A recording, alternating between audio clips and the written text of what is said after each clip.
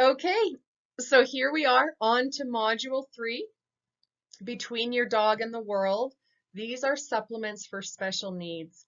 So in this module, we're going to do kind of a deep dive into the supplements that I would consider looking at if you're dealing with chronic health conditions, or if you're looking to improve your dog's health, or if you're looking to prevent a health condition from happening, if you think your dog may have a genetic predisposition. So we'll be looking at the daily foundation that I recommend. We'll be looking at specific supplement protocols for specific conditions. And we'll be talking a little bit about detox. And then later on in another module, we'll be taking an even deeper look, an even closer look at detox protocols. So let's jump right in. So I'm going to start by talking about what I consider a daily healthy dog foundation. So these are kind of the daily requirements that I look for every day in my dog schedule to make sure that they just have a strong mineral base. Our dogs are largely mineral deficient due to the fact that they consume commercial diets, which are full of synthetic vitamins and minerals. We already talked about that. And they're just suffering from depletion. In fact, I feel like a lot of health conditions have their roots traced back to some sort of mineral depletion or imbalance. So this is why the daily foundation is important to keep their constitution strong. So the first is just clean filtered water. I say filtered because a lot of our tap water contains chlorine. It can contain traces of heavy metals, fluoride, other contaminants. These things are just not beneficial for people or for dogs. And it's so easy to get a filter. They don't have to be expensive. You can get a countertop pitcher that you fill. You can have a canister. That's what I like to use. I have a Barky canister for people in the house and for dogs. And you can get whole house filters, you can get under sink filters. There's a lot of different options. My one comment about reverse osmosis would be that you make sure you add trace minerals back to the water if you're choosing that form of filtration. But anyways, clean filtered water is where we start, and noting that dehydration can cause mineral deficiency. So it's important that our dogs have access to the water at all times during the day. The second requirement is outside time, which is just what it sounds like. Sunlight, fresh air, the stimulation of encountering new scents. Smelling and sniffing is incredibly important for dogs, and it gives their brain a lot of stimulation. It's really important to take your dogs out not just for walks to relieve themselves or walks for exercise, but taking them out for walks where all they get to do is sniff around. I know that can be incredibly boring for us. Our noses are not nearly as sensitive, but it's important time for your dog. So daily outside time, allowing for sniffing, allowing for time in nature. The third thing is nourishment from live foods. So this is kind of what we covered in the previous module. We talked about adequate, clean sources of protein, food that's full of life, those live food toppers that you can add to the diet your dog is already getting. Bone broth is really wonderful and full of great things, amino acids. Saturated fats are also really important for dogs. They're more important than polyunsaturated fats, which a lot of commercial dog foods are full of. And polyunsaturated fats can be very inflammatory in the body. So making sure the dog has adequate amounts of saturated fats, which come from animal fats, they can come from dairy, they can come from butter and other sources like that. Proper rest is really important to dogs. That means resting at an appropriate time. So sleeping all day is really not ideal for dogs, and that's challenging in some situations where we go to work and the dog is left home alone, sometimes in a crate, sometimes just loose in the house, but mostly they pass the time sleeping, waiting for us to get back, and that's not a healthy sleep schedule. So when I'm talking about proper rest, I'm talking about nocturnal rest when the lights go down, making sure there's not too much stimulation from blue light. So your dog can be just as stimulated by the light emitted from your TV as you can once the sun sets. Also making sure they have EMF-free sleep, which sounds a little crazy, but I do think there's something to it. And if you have a router in your house, making sure you unplug it, turn it off at night so that the whole household can sleep free of those invisible waves traveling through the air. Then we have a strong mineral base. I think this is so important, and it just means making sure that there's a wide variety of mineral-rich foods that your dog has access to regularly. This can be trace mineral drops, it can be liver, it can be oysters, raw milk, cod liver oil, small amounts of real salt. I really like Redmond salt because it's mined from the earth. And then the last is gut health. So making sure they have a healthy microbiome. That's the naturally growing bacteria that makes up the lower part of the digestive system. And I love to feed that bacteria by making sure there's prebiotic foods in the diet like asparagus. And again, bone broth is a wonderful food to help strengthen the lining of the intestines. Fermented vegetables and yogurt are wonderful probiotic foods that are good for gut health. And also trying to limit exposure to glyphosate as much as possible. So these 6 items are the Daily Healthy Dog Foundation, kind of the daily checklist to try to cover the bases and make sure that your dog has a strong foundation. Okay, here I have listed my 5 basic core supplements. So these are the supplements that I think apply to so many dogs and so many conditions. It's kind of like if you had a list and had to choose the 5 most important things to have in your cabinet to improve your dog's health, these would be the 5. So the first one is curcumin, which is found in turmeric. And I'm going to give you a turmeric paste recipe here in a minute that I use with my own dogs. But this is basically the Swiss Army knife of dog supplements. It's great for inflammation. It's great for the brain, for mood, anxiety, fatigue, energy levels. I've used it successfully with Chipper when he was dealing with cancer in such an acute manner. And the dosage on this is, if you're going to buy a supplement, curcumin is a supplement, it's going to be 50 to 250 milligrams twice daily for dogs, depending on their weight and their size. You kind of have to play with it and see what feels right and what your dog does well with. The second one is going to be quercetin, which is amazing for allergies, skin itching, skin issues. It's a really potent antioxidant, and the dosage on this is just 8 times whatever the weight of the pet is. So, for example, a 50-pound dog would get 400 milligrams a day. The next one is lion's mane. This is a mushroom. It's so good for, again, brain function, anxiety, neurodegenerative conditions, cognition, and it's also really helpful for GI issues.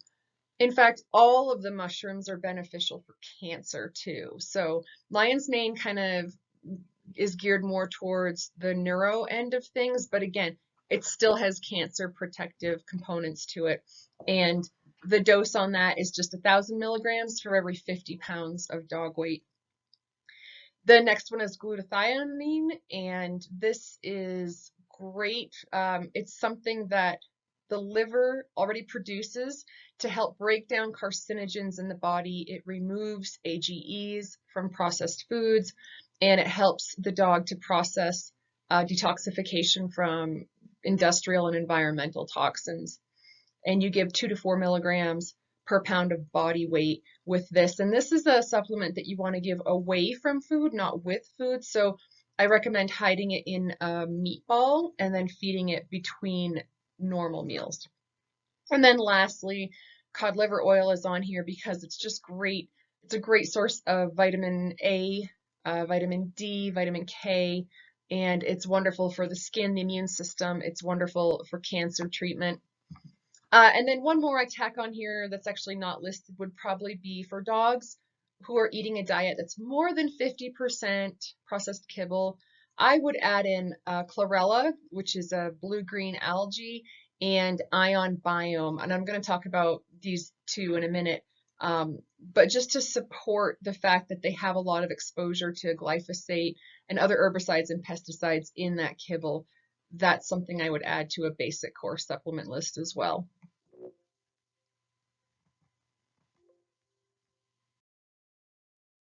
Okay, this is the recipe for the turmeric paste. This is incredibly easy to make and just store in the refrigerator.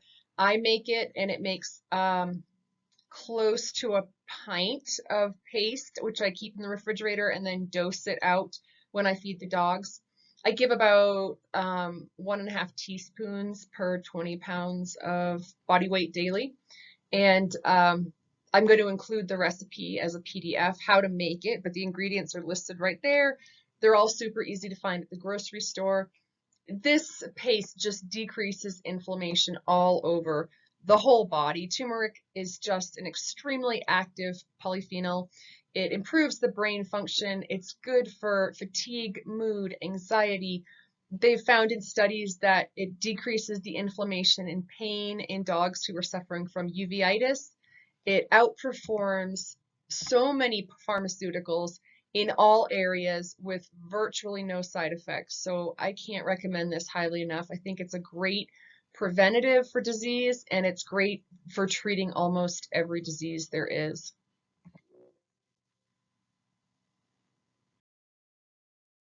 And here we're going to get into specific supplements for different conditions. So each one kind of says supplements for a long, awesome life as needed. So using your discretion, these are just suggestions. You don't have to give your dog every one of these. They're just kind of options to explore and again to discuss with your veterinarian. We're starting with dogs with arthritis and joint issues, remembering that arthritis is an itis, meaning it's an inflammatory condition. So the first recommendation is, of course, an anti-inflammatory diet, which we learned all about in the last module. Basically homemade raw, homemade partially cooked diets, including those longevity live food toppers on top of the diet you're already feeding. And then bone broth is really great. It's a source of collagen for dogs, which is good for their joints. There's a product called Rose Hip Vital, which is a form of whole food vitamin C. It's made of rose hips. It's a really powerful anti-inflammatory. It's also great for the immune system, and I've seen great results using that product on both my dogs and my horses and people. So I recommend that highly. And then fish oils containing EPA and DHA can be anti-inflammatory for the joints. Boswellia, which is also known as frankincense, is a really powerful antioxidant, anti-inflammatory. Green-lipped mussel, which comes from the seafood, the marine life, is a really great source of the chondroitins that can help to improve joint health. And then finally, the recipe I just shared, turmeric paste, is a really powerful anti-inflammatory. Okay, and dogs with chronic infections, and Radar was in this category with his chronic recurrent ear infections. So the first thing I recommend is making sure the diet is low in starch and excess carbohydrates, focusing more on healthy fats and really focusing on protein, making sure there's a strong mineral base there. Olive leaf extract, it's an amazing antioxidant and anti-inflammatory. But more than that, it has strong antimicrobial and antiparasitic properties. Same thing with golden seal. It's wonderful for chronic infection. I love reaching for golden seal when an infection is chronic rather than acute.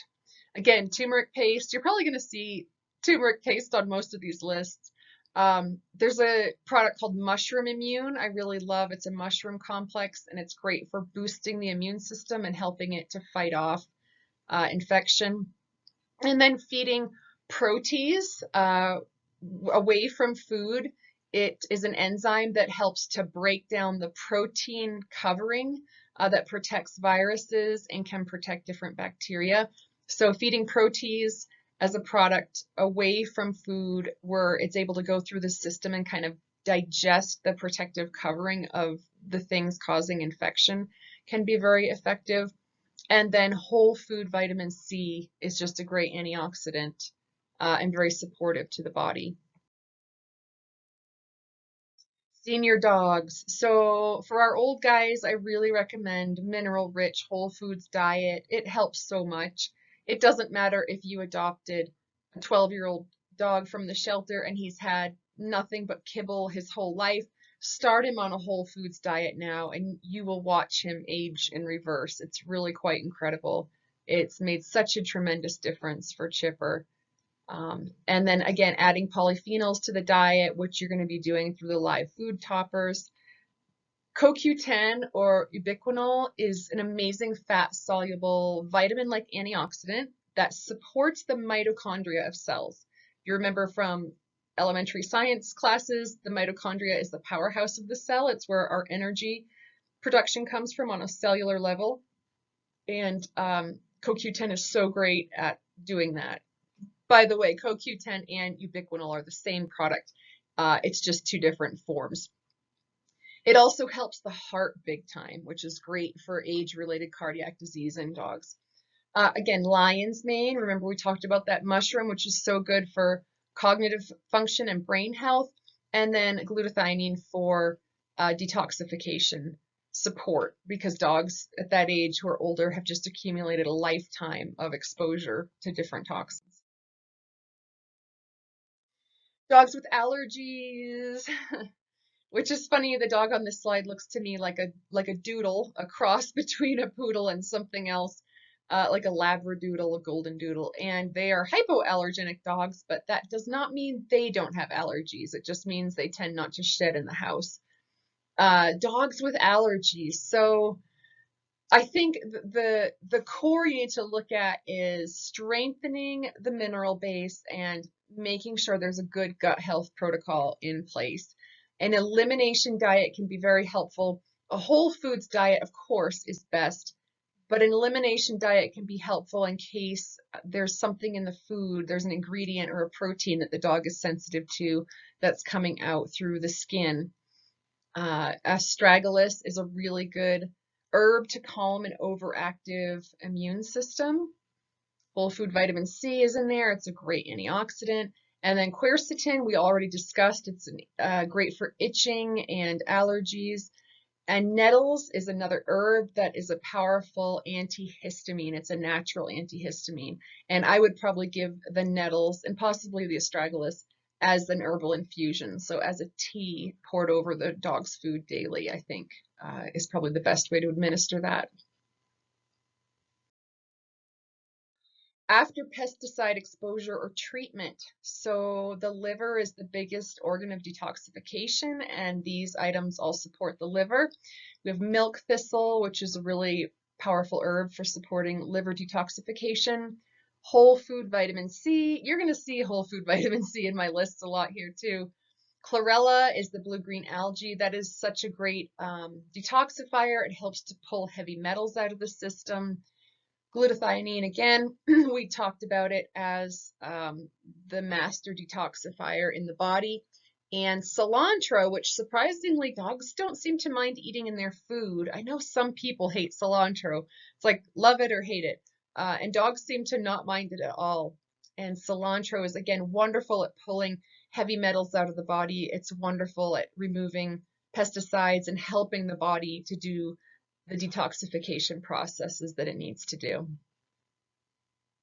And we'll get into this more in the next section, or in the section where I talk more about detox specifically. Okay, for cancer. So cancer is definitely a sign that, in my mind, the metabolism of the body isn't right. I believe cancer begins in the mitochondria of the cells, because healthy cells that become cancerous usually recognize that they are no longer healthy cells and they will self-destruct. So cancer happens when these cells don't recognize that and don't self-destruct. So there's something to be explored there in why the communication goes RE, why things get a little bit confusing and messed up for those cells. But in general, I would treat cancer with a homemade or raw diet. I would start with homemade and gradually transition to raw. I think that it's really beneficial to work with your veterinarian when you're dealing with cancer and not to rule out chemotherapy and other therapies like that, immune modulating therapies, and kind of finding this nice middle ground where you're supporting your dog as much as you can and also helping his body to fight the cancer. I think a diet high in polyphenols and antioxidants is very beneficial. High protein with low carbohydrates and starch. Carbs tend to feed cancer and cause it to grow. That mushroom immune that I mentioned earlier, which is that beautiful mushroom complex, I had great success using that with Chipper. I think because it contains a variety of mushrooms, it's really effective against a variety of different forms of cancer. Milk thistle is really beneficial to help the liver detoxify so that it can function better to get out the toxins.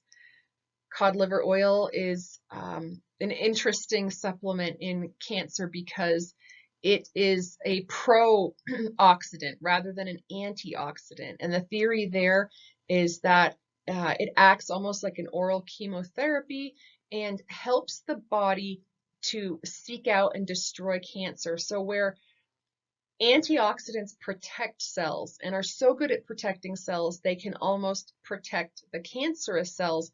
A pro-oxidant helps the body to go find the cancerous cells because it's doing the opposite. It's not protecting them. And that's a really interesting theory. I did use cod liver oil with Chipper, and I feel it was successful. Turmeric paste is on here again for the reasons I mentioned earlier. It's just an amazing anti-inflammatory. It's amazing for so many body systems. Whole food vitamin C again. You notice I keep saying whole food vitamin C because I'm very much against ascorbic acid because it's corn derived and it's artificial in the body, whereas whole food vitamin C comes from fruits and berries and is in a form that the body can utilize and recognize. And we've already talked about why I'm against synthetic vitamins. So whole food vitamin C is what I put on here, not ester C, not ascorbic acid. And the last herb on here is Podarco because it has a good history of being used with cancer. There's also blends that are made and used with cancer. I've not had experience with those. They did not feel right to use in Chipper's instance. So I don't list them here. I don't go into that. But that's definitely something to speak with a holistic veterinarian about or your veterinarian if they have experience with that. Okay, gut health, irritable bowel disease, GI issues. I strongly feel like the root cause of many of these is exposure to glyphosate through diet. I think that is where it comes from. I feel like with little Roxy and her colitis, I feel like that was the root cause, was an extremely disturbed microbiome. And it was really important to get the glyphosate laced kibbles out of her diet. I think depending on what you're dealing with, a homemade diet for a short time consisting of lamb, white rice, potatoes, pumpkin, starches like that can be really beneficial. That's not a long-term diet. That's something to be used short-term to calm the system down while you figure out what the triggers are. Ion Biome for pets, that's a humic acid product that is gut strengthening, brain boosting. It's a toxin and allergen protectant. It's got microbiome and immune support, and I love adding it daily to the dog's filtered water to help with any potential glyphosate exposure and to just strengthen their microbiome from inside. Probiotics, fermented foods, we kind of went over those. That could be yogurt, fermented vegetables. Those can be beneficial in small amounts for dogs. Bone broth, again, is very gut strengthening and building. Pumpkin is wonderful for soothing loose stools and diarrhea, and especially if the cause is the transition diet, transitioning from kibble back to a whole foods or raw diet, and then prebiotic foods, which are listed in the module on foods. Heart issues. Look at this little guy. Look at his happy little face. He doesn't have heart issues. But if your dog does have heart issues, some breeds are predisposed to this genetically. CoQ10, again, amazing for mitochondria, amazing for heart health. Hawthorn is a berry that is wonderfully strengthening and toning for the heart and cardiovascular system. A homemade low carb, low starch diet. Again, those starches and carbs aren't doing them any favors. High protein is so much better for dogs. Turmeric paste because it's such a great anti-inflammatory. And then building up your dog's exercise tolerance. So I don't think that laying around and resting all the time is what's best for the heart. I think slowly building them up to better heart strength and better cardiovascular health is the best thing for dogs with heart issues and all dogs in general. And dogs do very well with aerobic exercise. Running is so good for them. Okay, anxiety and stress.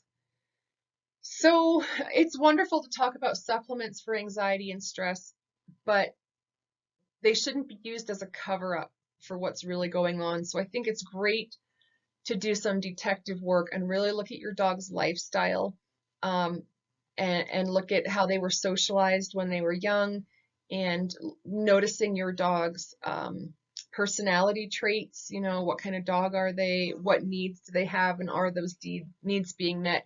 I feel like those things are so important to cover before you just go into supplements. But that said, increasing exercise has a known anti-anxiety effect in dogs. So giving them more and more exercise time, increasing the saturated fat in the diet is incredibly soothing to the nervous system. And then looking at herbs like ashwagandha, chamomile, oat straw, valerian in small amounts. Again, I would administer these as a tea, as an herbal infusion that I would add to the food. And there's something that's going to take a while to notice the benefits. So it's not going to be instant. It's going to be over the course of weeks that you may notice a benefit. And then you want to reassess. You know, you don't want to keep your dog on sedating herbs forever. You want to make lifestyle changes and then assess if that's something that's still needed or not. L-theanine is a derivative from green tea, which can have an anti-anxiety effect that's not as sedative. It's actually um, helps a dog to feel alert and calm. And then finally, if there's emotional components going on for your dog, I'm a big fan of Bach flower remedies. And again, these are something administered over a long period to help bring the body back into balance. And um, the Bach flower remedies, I'll include a PDF, or I'll include in the list of supplements some of the suggestions for those, but I recommend that you work with a practitioner who specializes in those to find the one that best matches your dog. Poor mineral reserves, which are possibly at the root of all conditions. Again, I think liver, oysters, raw milk, saturated fats, cod liver oil, tiny amounts of seaweed, and trace mineral drops in the water are a great daily core foundation to help keep your dog strong and hopefully not have the need to go into other supplements because he's so healthy. Okay, we're going to talk now about detox a little bit, why it's important and what it looks like from a supplement standpoint. So the two main ways that toxins reach dogs is veterinary and environmental products. So that would be flea and tick treatments, herbicides, and then the lead and the BPA and things they can encounter in toys and water dishes. And then the second would be food, which would be the mycotoxins, the glyphosate, the pesticides, the herbicides, the heavy metals, the different chemicals and residues that are found in commercial pet food. Some of my favorite detoxifying foods that you can feed safely and on a daily basis are celery, fennel, all sorts of seaweeds, beets, and again, cilantro. And these can just be added to your dog's food on a daily basis to support daily detoxification. In order to reduce oxidative stress, you can include turmeric, that turmeric paste recipe again. Green tea is really wonderful for that. Milk thistle, again, supports the liver, and fresh broccoli sprouts. You can buy them at the grocery store or you can sprout your own. Microbiome support can come in the form of ion biome for pets, again, bone broth, probiotics and fermented foods, and fasting. Fasting can improve microbiome support for dogs. So if you haven't gone over that section in the module on diet for life, go and look at that and learn some more about the benefits of fasting for your dog. So after topical flea and tick treatments, milk thistle is really great. SAMe is beneficial, glutathione, and you can give it for 1 week daily following exposure to those topical treatments. After potential food toxin exposure, I recommend quercetin, chlorella, and milk thistle. You can give these individually or in combination and give it daily as long as the exposure is going on. So for example, you run out of your normal food, you have to run down to the store and buy whatever's on the shelf, and your dog is suddenly exposed to a diet he's unaccustomed to, and it may contain toxins. You would give these as long as you have to feed that food. Okay, after environmental exposure, so I'm talking here about lawn products and herbicides that are applied, especially in urban environments. You can give your dog a foot bath after he comes in from his walks by wiping his feet down with a mixture of water and Castile soap. You can use a teeny drop of iodine in water, and that helps to remove the traces of herbicides that can be stuck to his paws. Their paws are like little Swiffers sometimes, and they're just picking up everything along the way as they walk. They don't have sneakers they can take off like we do. Or maybe they do. They do make dog shoes. I suppose that could be an option as well. Can't see that going over well with my dogs. They would just rip them off. So giving these daily as long as there is exposure. So for example, if you're doing daily walks, you can do the foot bath and then giving milk thistle and chlorella daily. And then finally, this is a little dog detox blend that I've come up with. These are all powders, and I mix equal amounts, or I mix what feels right. And you can give 1/4 of a teaspoon per 20 pounds of the dog's weight daily. These can all be ordered through online herbal shops. I like Mountain Rose Herbs. You can find a lot of these there. You can also find them through online specialty herb shops, not herb shops, what am I trying to say? Supplement places that sell supplements, and I'll give examples of resources. I've actually thought about mixing this up and adding it to an online shop, and so that may be an option available in the future. But basically, these are just awesome daily detoxifying boosters that could be sprinkled onto your dog's food. It's barley grass, milk thistle, dandelion root, artichoke, cilantro, ashwagandha, broccoli sprout, and turmeric. And if you're doing the turmeric paste, this is a double dose of turmeric, so you don't necessarily have to add that if you're already doing the paste. But that is that's the blend. So wow, that was a lot of information. Again, there's a PDF that goes along with this module so that you can print it out and take it with you and look at it and decide on what a good protocol will be for your dog if you're dealing with any chronic health conditions. You can take it to your veterinarian and consult with them and see what they think about adding supplements in. But I hope you found some good information in here that can help you and your dog if you are dealing with chronic health conditions, because I know how stressful that can be. So thanks for this, and we'll be moving on to the next module.